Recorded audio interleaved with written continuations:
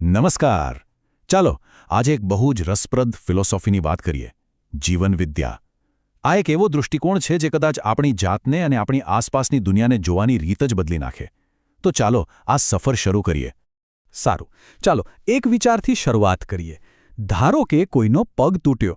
હવે સવાલ એ છે કે દુખાવો ખરેખર કોને થાય છે? શું એ હાડકાં અને માંસપેશીઓથી બનેલા પગને થાય છે કે પછી એ દુખાવો તમે અનુભવો છો?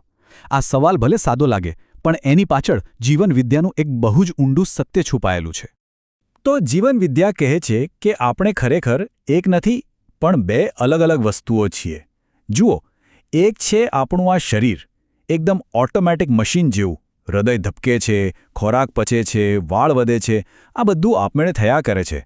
અને પછી બીજું છે હું, આપણી ચેતના, જે વિચારે છે, માને છે, ખુશ થાય છે. અને હા, દુખાવો પણ એ જ અનુભવે છે.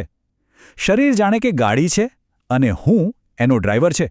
હવે આ જે શરીર અને હુંનો તફાવત છે, એ ખાલી કોઈ ફિલોસોફીની વાત નથી. આ તો જીવનને જોવાની આપણી આખી સમજ જ બદલી નાખે છે.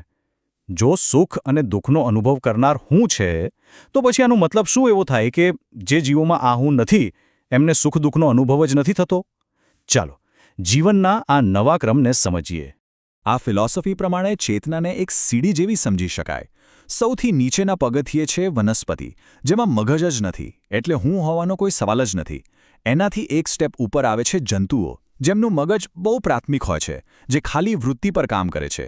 એમનામાં પણ હું નથી. અને પછી આવે છે પ્રાણીઓ, જેમના વિકસિત મગજમાં હું હોય છે. અને છેક ટોચ પર આપણે, એટલે કે મનુષ્યો.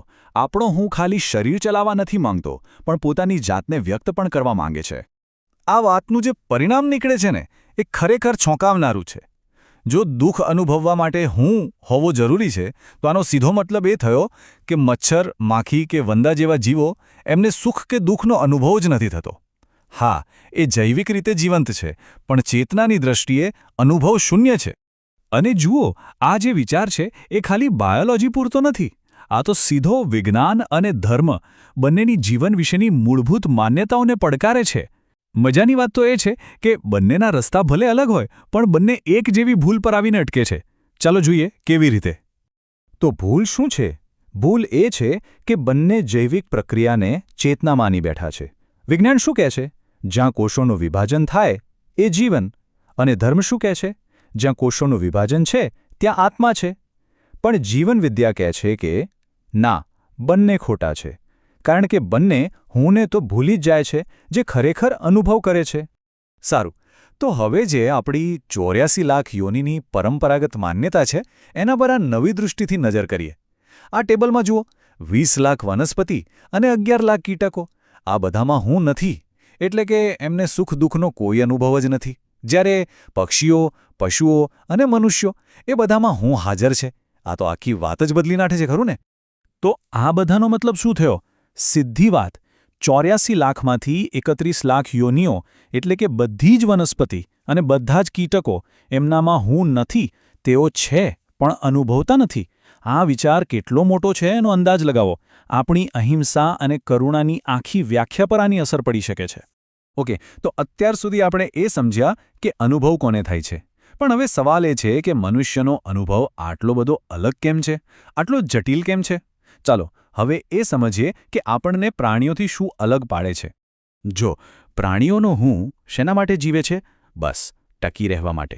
એમને એક જ ડર હોય છે, પ્રાણભય, એટલે કે જીવ જવાનો ડર. પણ આપણે અલગ છીએ. આપણો હું ખાલી ટકી રહેવા નથી માંગતો.